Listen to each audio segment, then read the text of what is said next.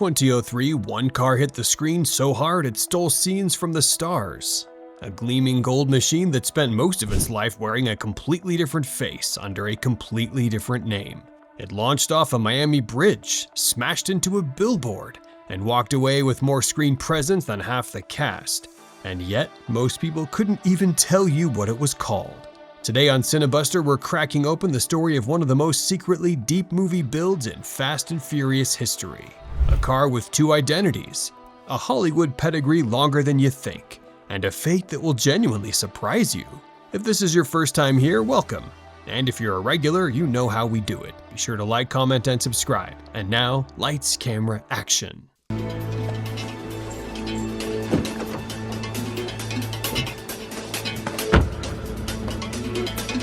Let's go back to 2001. The original Fast and Furious hits theaters and it has a breakout star. And no, I'm not talking about Vin Diesel. I'm talking about Brian O'Connor's orange Toyota Supra. That car became the poster child for a generation of important tuners. Lamborghini Diablo candy orange paint, a Troy Lee nuclear gladiator graphic down the side, a twin-turbo 2J under the hood, and a scene where it smokes a Ferrari that basically broke the internet before that was even a concept. Now, I'll be honest with you, and I know this is gonna ruffle some feathers, but Slapjack's gold Supra in the sequel, way better looking. Sorry about it, Brian, your eye-scorching 10-second Mark IV was cool for 2001, but the sequel car had actual taste. The orange one looked like it escaped from a traffic cone factory. There, I said it. Moving on.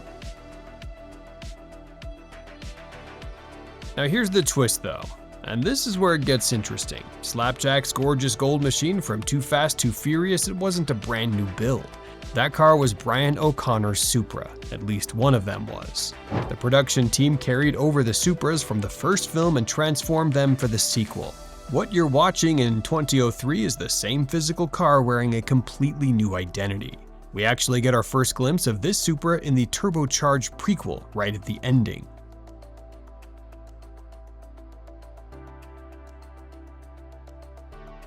Now here's what separates this car from your typical Hollywood prop.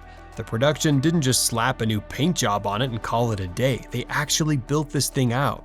The body got a full TRD style wide body kit from a shop called Versus Motorsports.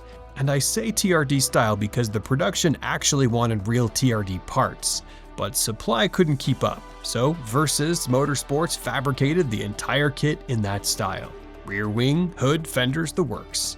To most people watching the film, zero difference, but now you know. The paint is House of Color Goldmine Pearl. That's code PBC47 for you paint nerds. Not just gold, not just yellow, but this deep shimmering pearl gold that changes character in different light. It's the kind of color that looks like $100 even if you're standing on a dirty street corner at 2 in the morning. That Afro pit comb design were conceived by the film's art director Keith Brian Burns and then printed and installed by Modern Image Graphics out of San Diego. Every detail on that car was intentional.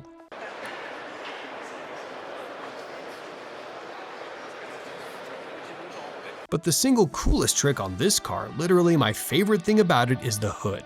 The hero car had a custom cutout in the hood with a clear Lexan window built right into it. So you could see the engine from the outside while it was still sitting under the hood. That was Eddie Paul's work. Eddie Paul is the same guy who built the original orange Supra for the first film at his shop called The Shark Shop out in El Segundo, California. So this is a man with skin in the game twice over.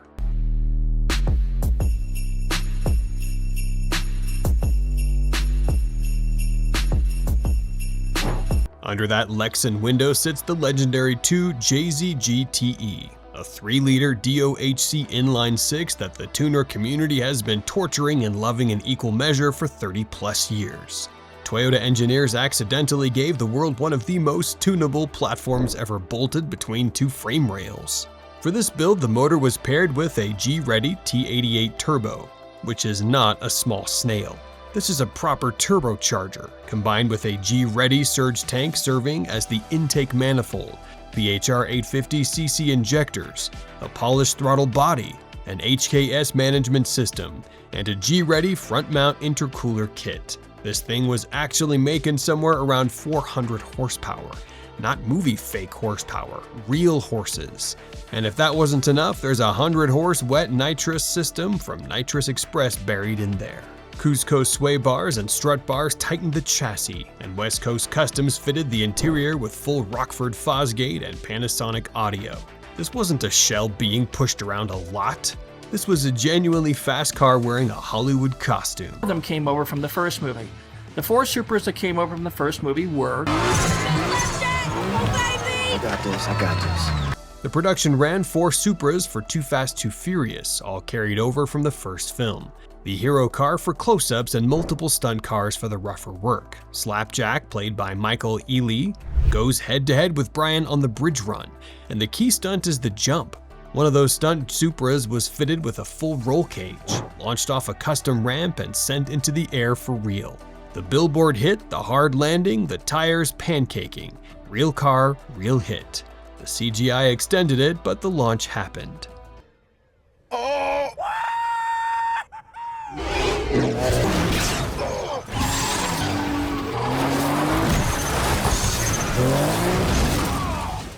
One other detail I love about this car, the neon underglow. Production doesn't always have time to make everything work perfectly on every shoot day, and the Supra's underglow was no exception.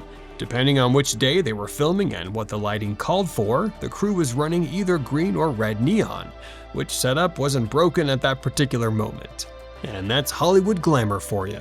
Quick pause, if you're enjoying this deep dive and you haven't subscribed to Cinebuster yet, why not? Hit that subscribe button, turn on notifications so you never miss the next one, and drop a comment below telling me your favorite car from the entire Fast and Furious franchise. Alright, let's get back to it.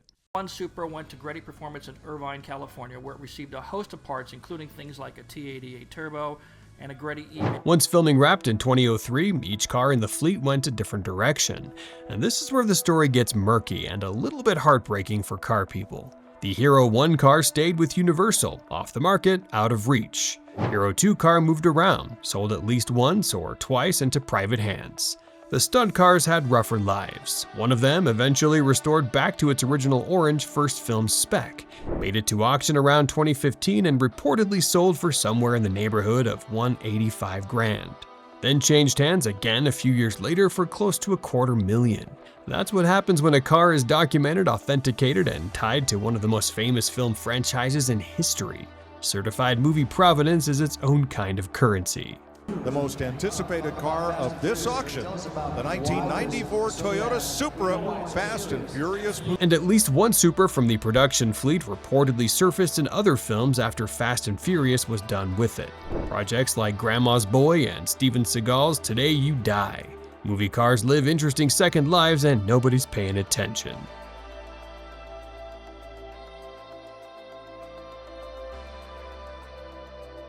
Now here's the part that stops the conversation cold. Right now, as of this video, one of these cars is actually for sale. A German specialty dealership called Chrome Cars has a 1994 Toyota Supra listed as the 2Fast2Furious hero car, Slapjack's car, the close-up car.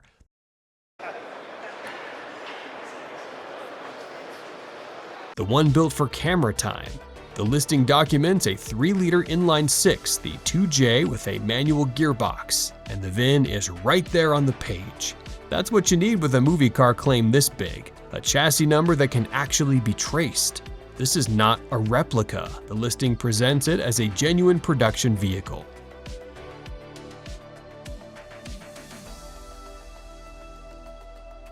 Looking at the listing photos, Goldmine Pearl is still doing exactly what it's supposed to do. Shifting, breathing, looking like it belongs on a film set. The low angle shots make you forget this car is over 30 years old. Pries auf Anfrage gegen Gebot. Translated means, call for the price, best offer. And that's your free lesson of terribly pronounced German for today.